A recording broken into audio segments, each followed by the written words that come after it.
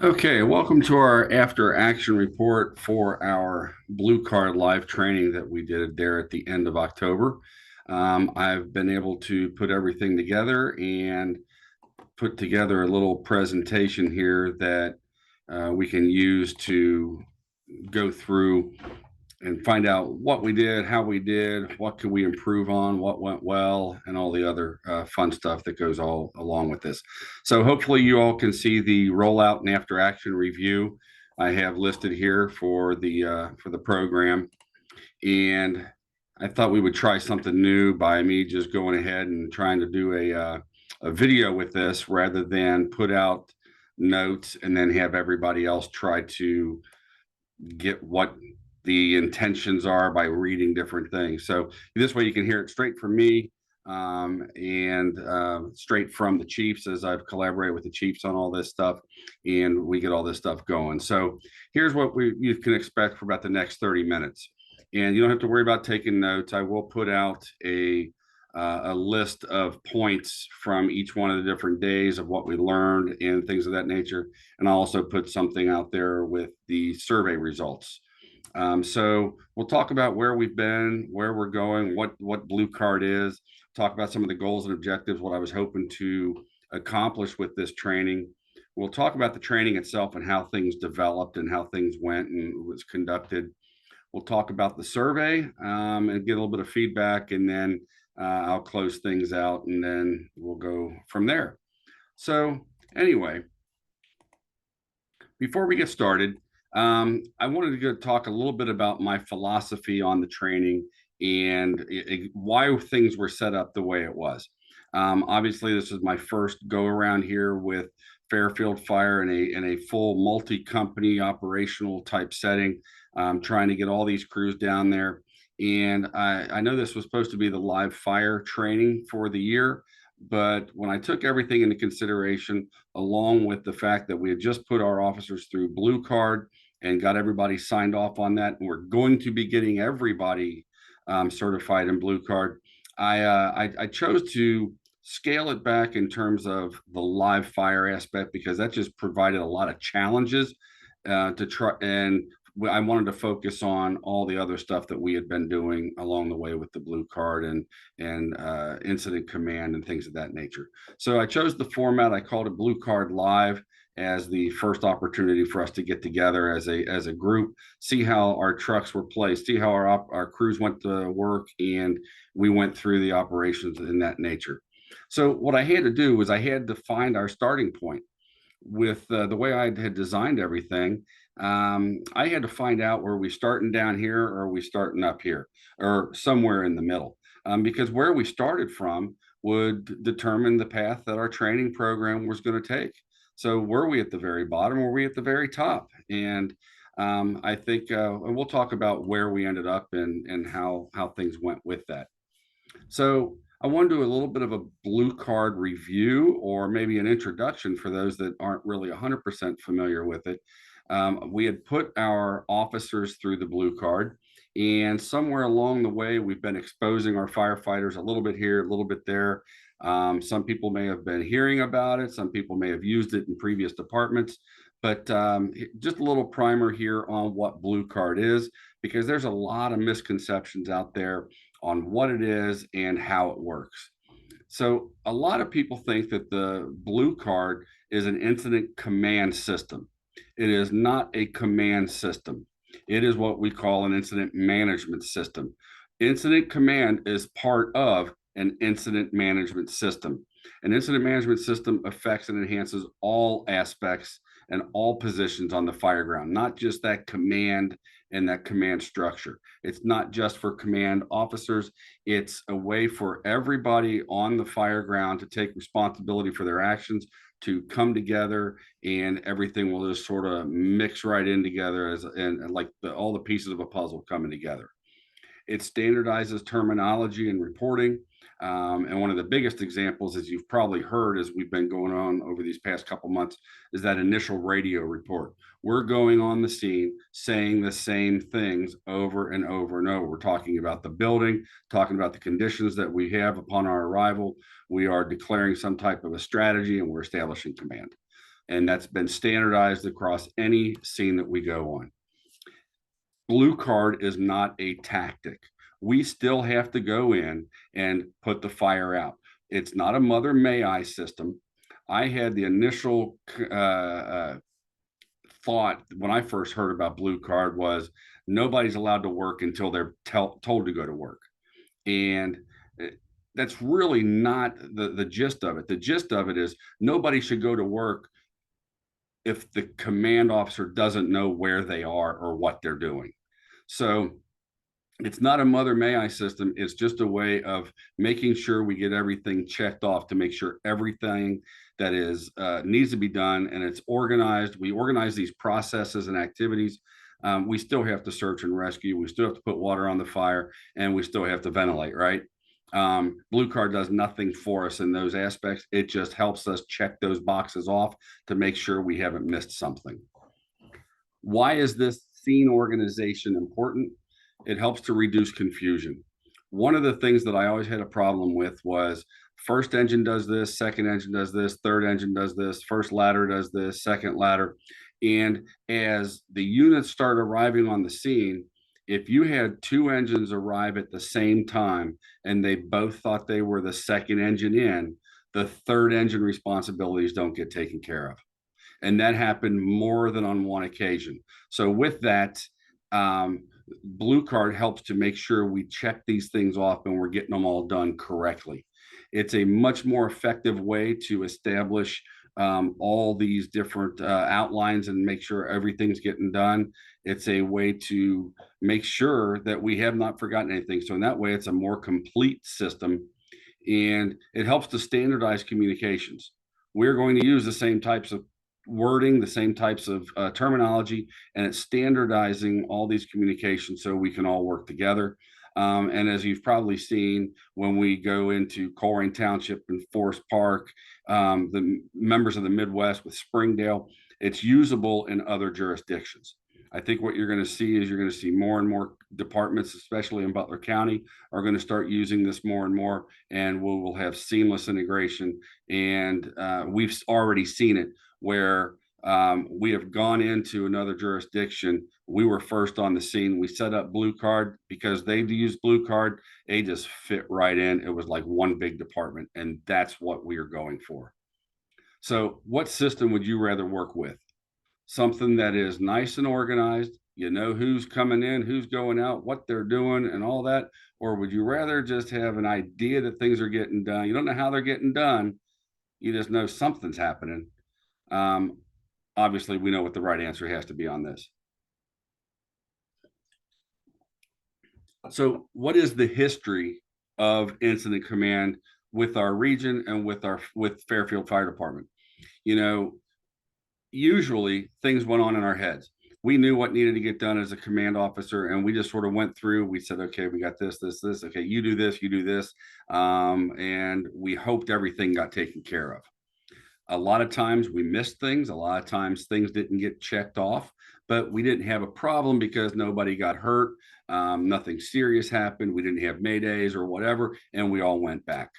But if we go back and just start looking at some of our past incidents, and I'm going to use the Chateau fire as an example, we know that we had a problem on Chateau fire, and incident command was part of that. How was the incident organized, and how were things being delegated in terms of its tasks and when things needed to be done?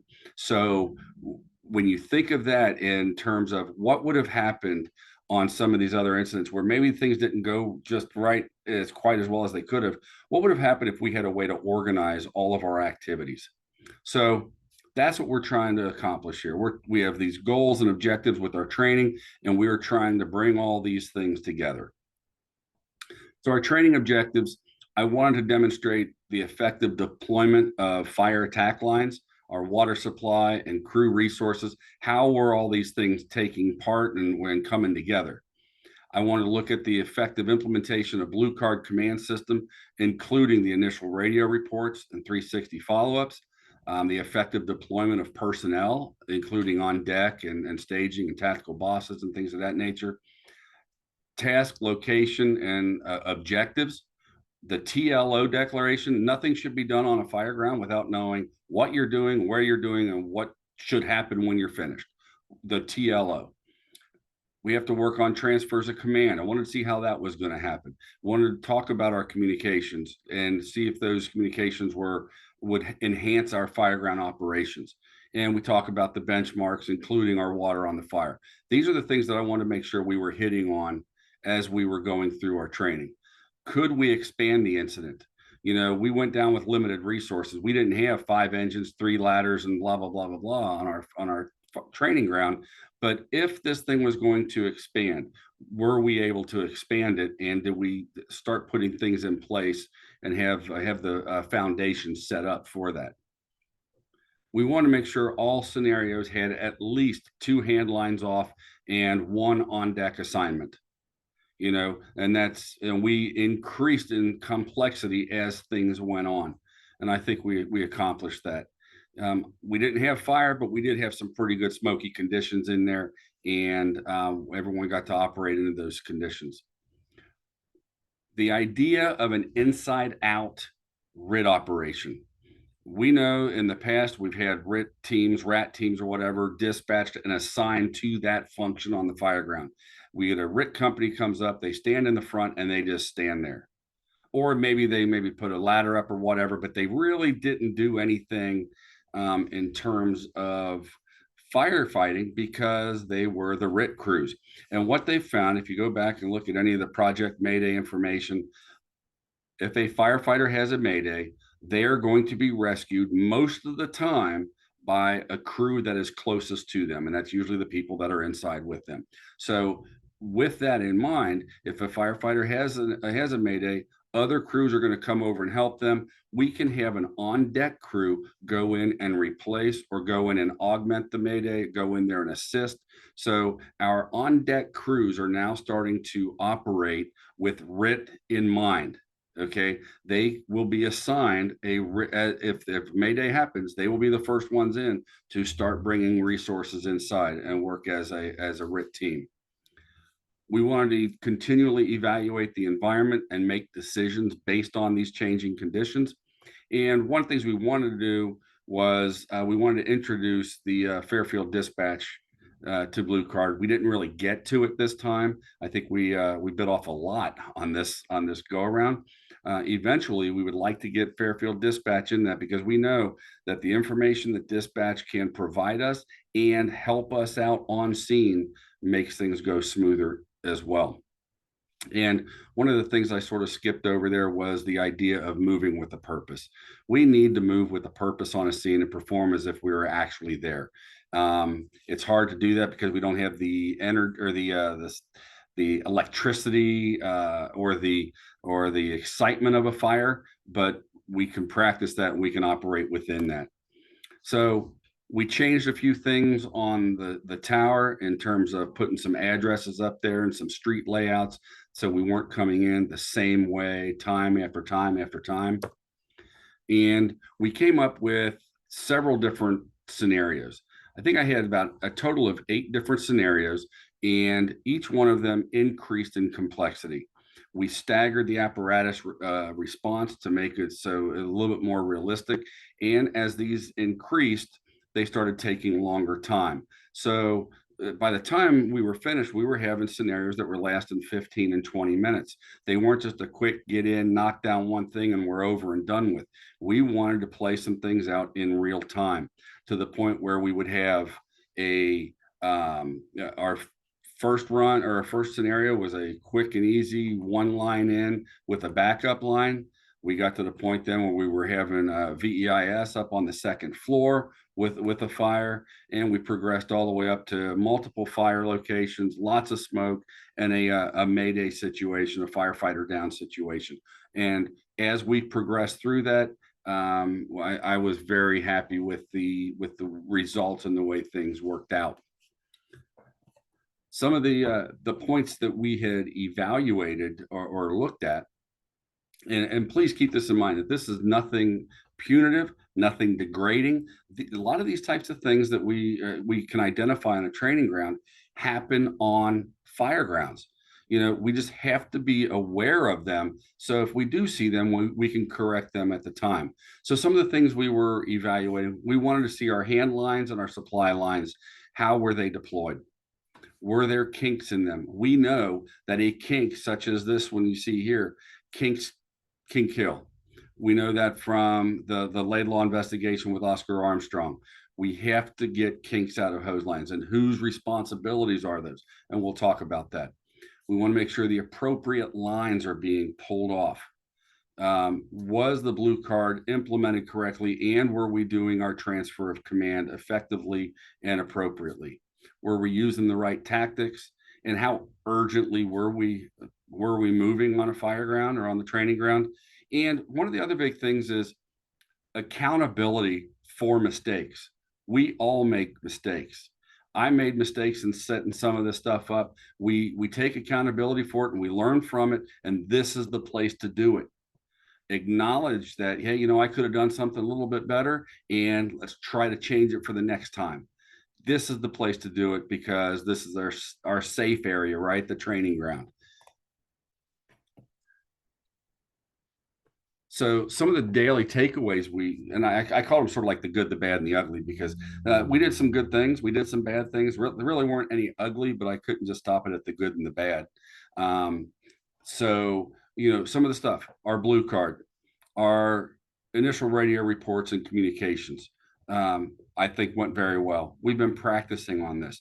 Transfer command went very well. Our command was assigning the appropriate amount of resources to the conditions that they had. We were working in the right strategy, right? We don't want to be working we don't want to be offensive in a defensive condition, or vice versa. Okay, we want to make sure that our strategy and our tactics and operations all are lining up correctly. Apparatus operations, how did they go? Were we getting lines deployed, ladders up? Were we getting the ladder tower, the quint up out of the bed? Forcible entry? Were we doing the right tasks? And then we looked at our overall performance of just really how were things going. So I took each one of these areas, the blue card, command, apparatus, and I broke them down into the good, the bad, and really nothing in the ugly. So the good, CAN reports, conditions, actions, and needs. We should always be following up our radio reports with condition, actions, and needs. What does that mean? When someone calls us out and says, can I get a CAN report? You tell them what's going on, where you are, what's going on, and do you need anything? Simple as that. Our initial radio reports, I said something like the unit, the building, conditions, declare your strategy, and your established command, UBCDE. Quint 32, I'm on the scene of a large 2-story warehouse. We have a working fire, declaring offensive strategy. I'm establishing Dixie Highway Command. Boom, easy, simple, and done. Use of on-deck crews. They were brought up correctly. They were implemented correctly. Remember that on-deck crews are crews that can be assigned.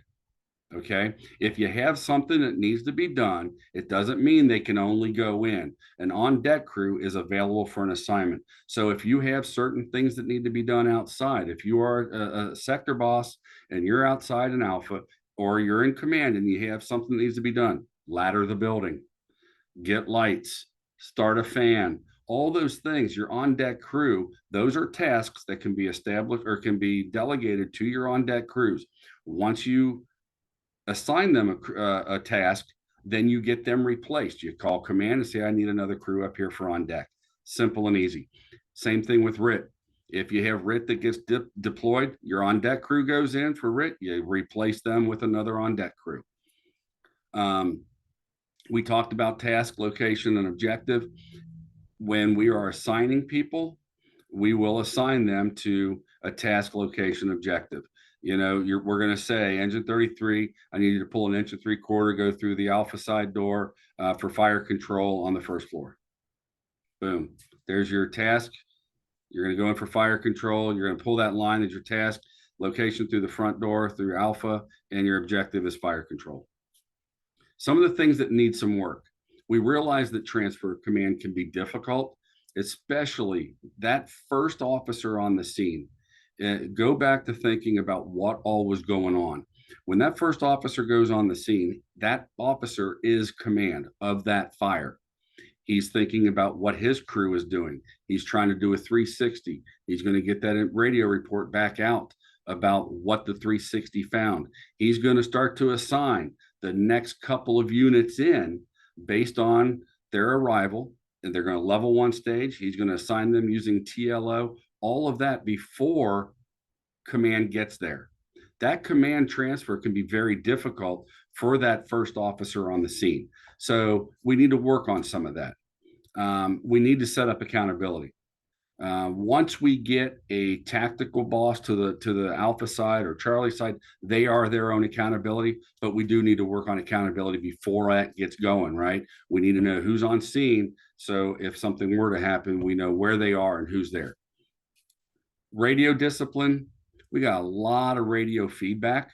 We need to make sure that the people that need to be talking can talk without a lot of feedback. So if you're not talking, make sure you're turning away with your radio, you're covering your radio up, maybe turn your radio volume down so you're not getting that feedback. Apparatus placement, we need to work on. I think I talk a little bit about that in the future, but we never got a secondary engine to the scene to pump. And sometimes we need to, right? So think about your apparatus placement and who gets the locations. So we talked a little bit about communications while we're still talking about things that need some work. We had some radio transmissions that were not heard. We have to listen to the radios. And if there's a lot of stuff going on and there's a lot of extraneous communications, it's easy to miss stuff. So our radio discipline, you only talk when you need to talk and you have something bad to say. We talk about no good news reporting. I am not going to get in there. I'm sorry. Yeah, no good news reporting. I'm not going to go in there and get on the radio and say, I'm in the basement and there's really not much heat here, but there's a little bit of smoke. I've already said that. I already know that there's smoke in the basement. I don't need to get back on there and tell them the same thing's going on, right? I should get on there and say there's high heat when we can't make our way down the steps or whatever. Those are the bad things. We always report bad things. We don't have to get on there and say I'm having a great day, right? The communications model, we have to remember that a transmission that isn't acknowledged or repeated has not been received. So if I tell somebody to do something and I don't hear them repeat it back to me, I'm not sure they got it. So when you are told to do something, make sure you acknowledge it and repeat it back so we know that you got it and you got it correctly. Again, the initial declarations and that initial work with our on-scene command for that first unit still needs a little bit of work. Every single time we got on the scene, we did the right strategy for the conditions, and we operated within that right strategy for right conditions. Perfect. We did have a lot of good terminology. I realized that a lot of the people on the fire ground the other day at training haven't had blue card, but because they've been paying attention, they were getting the terminology, and I thought everything was going really well.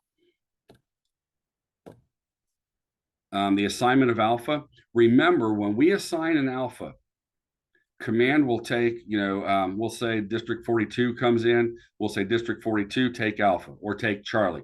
Once they take that location, now command takes a step back and alpha now sort of starts taking command of that area of where they're working. So if I've got 4 units that are 4 crews that are inside the building working, and now I put an alpha in place, that alpha is in charge of those 4 crews inside working and the on deck crews. Okay. Now command itself is overseeing the entire operations and can start doing more resource management and making sure that we're still looking good and operating within that right strategic framework. So, right strategy for the right conditions. The assignment of alpha. Oh, by the way, when there is an alpha assigned and you're inside working and you need to call out for something, you do not call command. Remember, now command's taken one step back. Now alpha is who you need to communicate with. So what we've recommended, what we've used other places is when command gets on the scene or when alpha is established, command will say all units on fire ground, alpha is established, communications go through alpha. Some memory jogger to let people know that we should be communicating through alpha.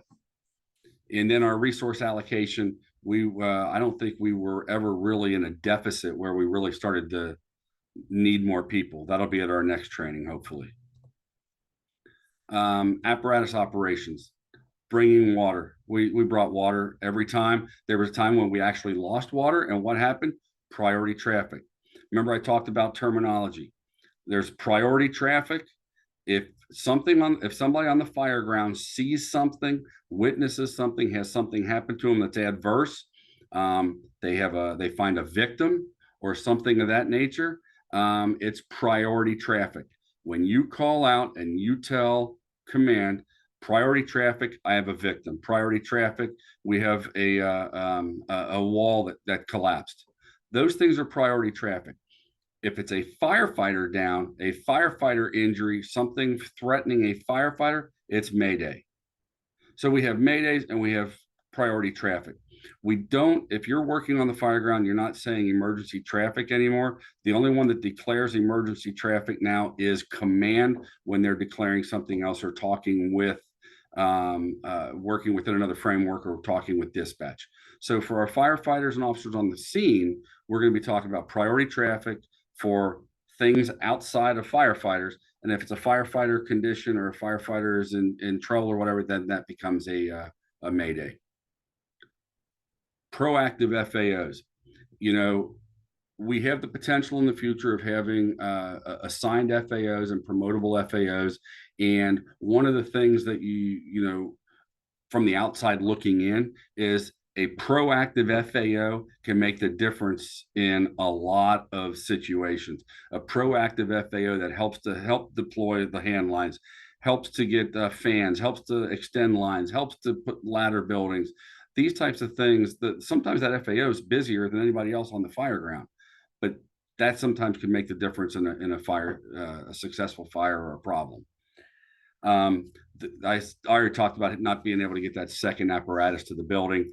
That should be over in the other column, but can't really change that now. So some of the things that need a little bit of work. We talked about who gets the front of the building. The who gets the front of the building should always be the ladder or Quint, right? So the fire engine gets on the scene, they should be able to go past the front of the building. We can always stretch lines. You can't stretch a ladder. So we need to let them have the front of that building so they can put up their ladders and get the elevator streams where they need to go. We talked about priority traffic. We did have a situation where they were unable to get water. At that point in time, that's a problem. So we call priority traffic. We had no water. We lost water. Our apparatus operators were anticipating the needs of the crews. So you saw them getting ladders out, you saw them doing things, but some didn't. You know, we do need that apparatus operator to anticipate those needs. On one of the days, we actually had a medic that parked in front of the fire hydrant. Our medics don't put fires out. The medic units have nothing to do with putting fires out. Our medic units need to be positioned so that if we have a victim or a firefighter injured, we can get them out as quickly as possible. So park away, point it out, then bring your personnel forward, and we can work from there, right? So some of the tasks, we pulled the right lines, we operated within the right strategies and the right conditions. We did good EMS care after rescue. You've probably seen the pictures on the first arriving network around the stations. They pull the victim out, they immediately start doing CPR on it. We need to follow through. We cannot have the situation where someone pulls a victim out, throws them out, and then goes back in. I've seen it. I have seen people walk over victims because that's the way we practiced, and we can't do that anymore. When you pull a victim out, you need to do CPR on them. If you have a firefighter that we are able to pull out from a Mayday scenario, you are to pull that firefighter out and you start get their gear off, Hopefully you're practicing these things in the station. Get that gear off, get that mask off, and start CPR on them. Start that care. We learned that VEIS is fast. VEIS sometimes might even be faster than getting water through the front door. We know that the fire puts out the water puts out the fire, and then the threat is gone, right? But if you got somebody who was last seen in a window and you can get a ladder up there, we realize that this is fast, fast, fast. Good job to the guys that were able to pull that off. We were given PARs when we needed to. When people are coming out, it was just quick and easy to say, Quint 33, or sorry, engine 33, we're out with a PAR. So I gotta say, out with a PAR 3. Our forcible entry simulator worked out great. We were able to get in through that. And again, going back to some of the things that need a little bit of work, we talked about kinks already. Don't forget for the FAOs, you really need to have helmets and gloves. What happens when you're throwing a ladder and the guys above you decide to break out a window? What happens when you have to run up a ladder real quick to help something out and there's fire blowing out there? You're going to need your gloves on, right?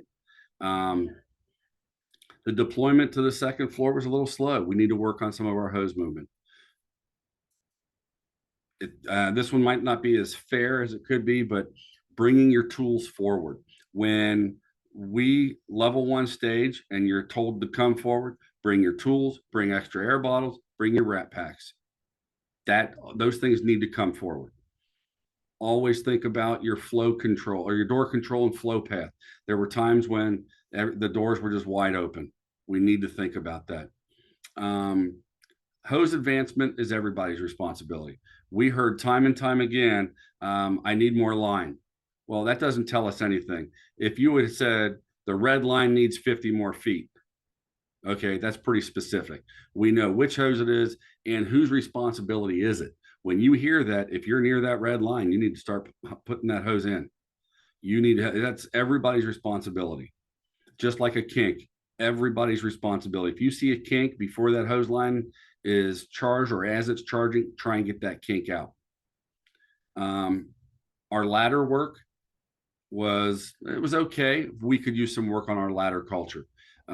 We need to have those ladders put up to the second floor for escape or for VEIS or whatever. We need to work a little bit more on that. And again, if we have on deck crews and that's a need, we assign our on deck crews to throw ladders and then we replace the on deck crew.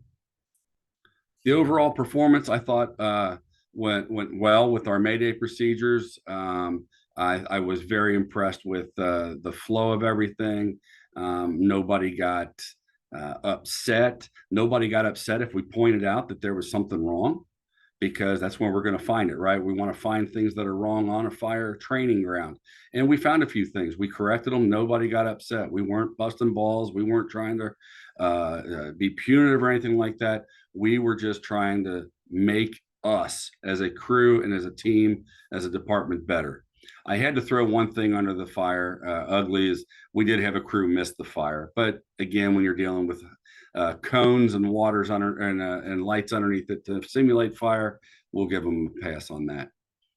And we also had we told some people about the cyano kit, but then other times people remembered about the cyano kit. These are things that are so obscure. We may not be thinking about it, but wow, someone does, and it's like, oh, of course. Everybody needs to think about these. So good job with all those. A few things that I couldn't fit into the little grids right there. I talked about the radio traffic to alpha, talked about kinks and bends, talked about the hose advancement. Well, actually, I talked about just about everything on here, except for the level of maydays. A mayday is a mayday, right? When we call out a mayday, it's not because we're having a great day. We have a firefighter that's in need. Now, that could also mean that there's a couple different layers or different levels of maydays. And with that, we can have a firefighter that might be injured, but has a full bottle of air. That's one thing, right? He still needs help out, but we probably have a little bit of time to help them out. But if we have a firefighter that's injured and low on air, that needs to be communicated. So when we call out maydays, we need to say, Mayday, Mayday, Mayday. I've got firefighter Khan. He's down on the second floor. He's low on air and he's trapped. That means a lot different than firefighter Con twisted his ankle coming down the steps, and we're going to assist him coming down. He's full air. Totally different, but they're still firefighters in need. So, in talking with the chiefs, we had some overall impressions, and overall, great job. I thought everything went very well. The attitude was infectious. The fact that we had people there um, 20 minutes after ending time and nobody was looking at their watch saying, let's get going, that meant the world to us. That we had crews that were engaged and wanted to be there and weren't ready to get out. I fully believe that if we had said, let's do two more scenarios, pretty much everybody would have said, let's do it, because they were, I don't want to say having fun, but they were having fun. We realized City of Fairfield Fire Department has some pretty damn good people. We got some good officers, good FAOs, good firefighters, and we can work with this. We are just happy the way things are looking for the future. Yeah, we have some things to work on. That's what a training is supposed to do. It's supposed to reinforce some things, but also to show some weaknesses. We have some of those. Big deal. We can work on these. Remember, I said I wanted to see where our starting point was. And quite honestly, it was better than what I had really anticipated. Um, you know, it could have been low, it could have been at the very high, but where we are starting from, we're not at the beginning. We're not too low. We are right where I want to be. And right where I want to be is we have people that are willing to learn, they are ready to learn, and hopefully they saw the benefit of doing a lot of this stuff already through that training. They saw how things worked out, and hopefully we'll be able to keep going from there. So, how did I do? And I don't mean me in terms of my personal setting everything up. How did we do? How did the training go? What was the overall experiences, and what were the survey results? And the survey results were, I was really happy with it. We had about a third of the people put in some comments and shared their opinion. And overall, everyone thought it was a positive experience. Um, and I'll be quick to say, or clear to say, that there was some uncertainty coming into this. We had new chiefs, and Chief Lakecamp and myself running something big like this. We got new operations chief. Chief McCready's in a different capacity. So we've got new chiefs, a new format. How are things going to go? And there's some uncertainty there. And I think when we look back at this, we were pleasantly surprised with the overall experience of everything. We realized that most of our firefighters have not had blue card, but that did not stop anybody from wanting to learn. But you are going to learn it. We do have grant money coming, and we will be getting that. Hopefully, as soon as that gets released, we'll get all that stuff scheduled. Most people thought the scenarios were a good balance of challenge and routine operations. Nothing was too awfully strenuous. If we had made it too challenging and unable to be completed, that accomplishes nothing. We had to make it challenging enough to keep people's interest, but we wanted wins too. If everything was a fail, then you don't win anything. You don't win anything along the way. We wanted to have some wins along the way, and you're able to learn as you're going. Again, we have people that were looking forward to the training. Just about everybody said they learned a lot from it. They liked the bumper huddle type atmosphere in between each scenario. We were able to talk things through, what went well, what could have been done a little bit differently. Again, nothing was punitive. We encouraged that learning, and I think we set up an atmosphere on that fire training ground to encourage and to get that learning mentality going.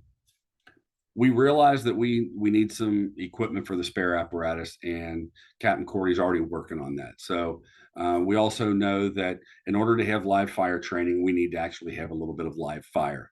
I agree. We all agree. We need live fire training.